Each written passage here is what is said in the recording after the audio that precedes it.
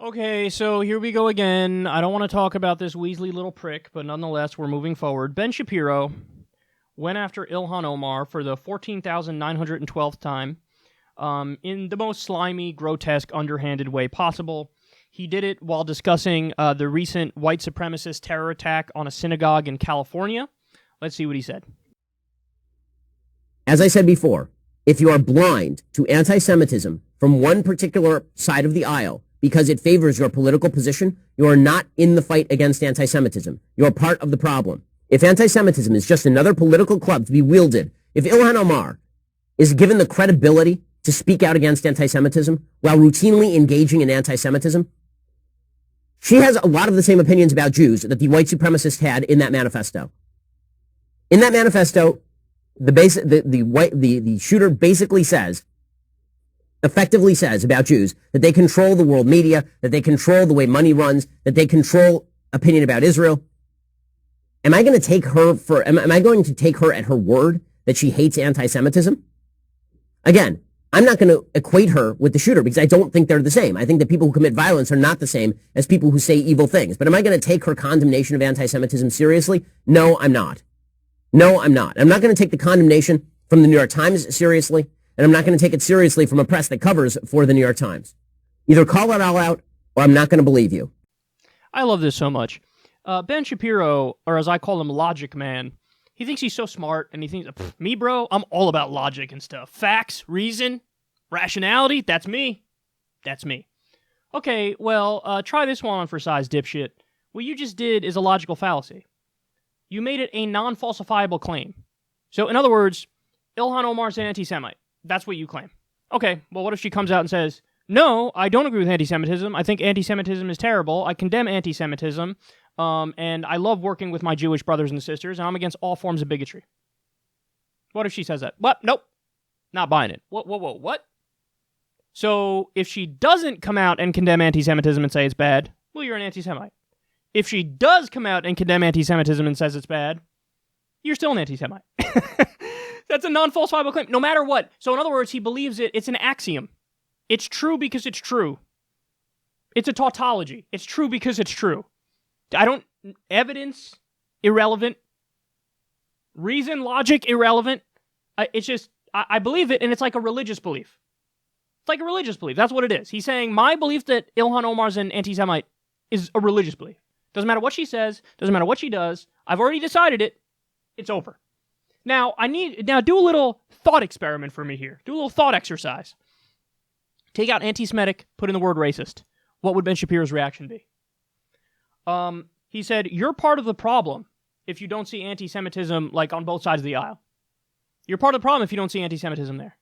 What if somebody said, you're part of the problem if you don't see racism on both sides of the aisle? You're part of the problem if you don't see racism everywhere. What if that Trump voter in the Rust Belt comes out and says, no, I'm not racist. I'm not racist. I voted for Obama. You know, the reason I voted for Trump is because he was saying we're going to keep our jobs here. I'm not racist. What would Ben Shapiro say? No, you are racist. Is that what he would say? No, I think you're racist. And if you don't see this everywhere and you're not calling it out, save it. I don't want to hear it. So you're either with us or against us. Either you see anti-Semitism everywhere, and where I say it is, you agree, or if you disagree on some of my claims of anti-Semitism against people, well, you're part of the problem and maybe you're an anti-Semite too. If you take out anti-Semitism and put in racism, he immediately flips his entire position on this. Because his whole thing, and he's lectured the left about this before, he's like, come on, the left with your fucking fake cries of bigotry, your false cries of bigotry. Maybe stop calling, everybody you disagree with a bigot and a xenophobe and a racist. And then maybe, grow up a little bit and learn to make actual arguments. That's what he says when it's racism. When it's anti-Semitism, you're an anti-Semite, and you're an anti-Semite, and you're an anti-Semite. And did you come out and condemn anti-Semitism? Not buying it. You're still an anti-Semite. If you don't say anything, you're an anti-Semite. If you do come out and say something, you're still an anti-Semite. Dude, you're an idiot. Ben, you're a jackass. You're a fucking idiot. You're not smart. You think you're smart, you're not smart. You're really not. You talk really fast. And people, ooh, he's talking fast. He must be making sense. No, he repackages all the dumbest fucking arguments imaginable, which are the old movement conservative arguments. In other words, he's more philosophically aligned with George W. Bush and Ted Cruz than any other kind of politician in the country. George W. Bush and Ted Cruz. That's who he philosophically agrees with. I rest my case. Need I say any more? Listen, it is disgusting to try to equate Ilhan Omar with a white supremacist terrorist. This dude who did the attack tried to attack a mosque a week before.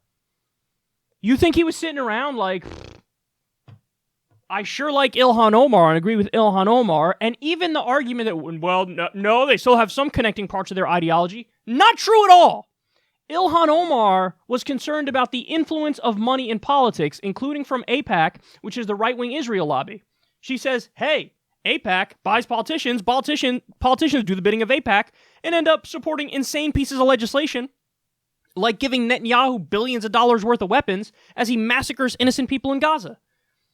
So, no, I'm not going to sit back and act like that's okay. I'm against that. And it's not anti-Semitic to call it out. It's reasonable to call it out.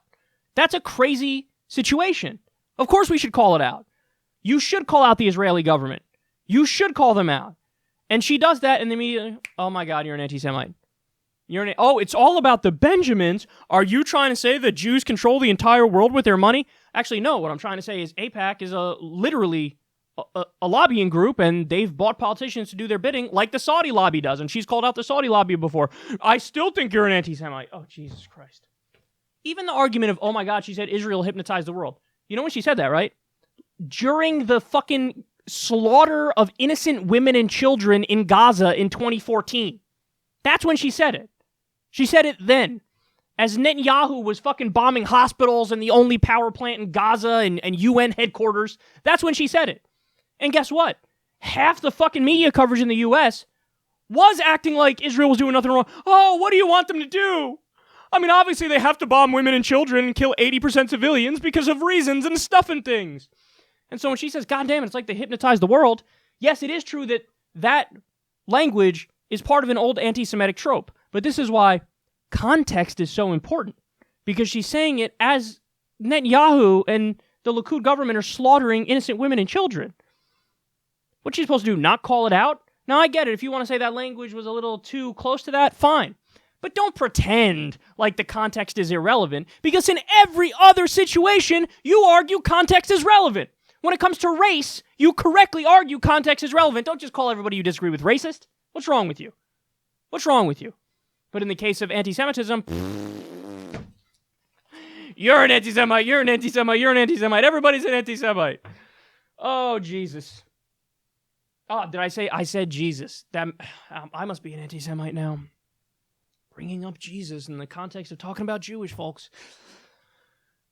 Give it a rest, Ben. You're such a hack. It's so obvious. Your stick is petering out, and you're on borrowed time, my dude.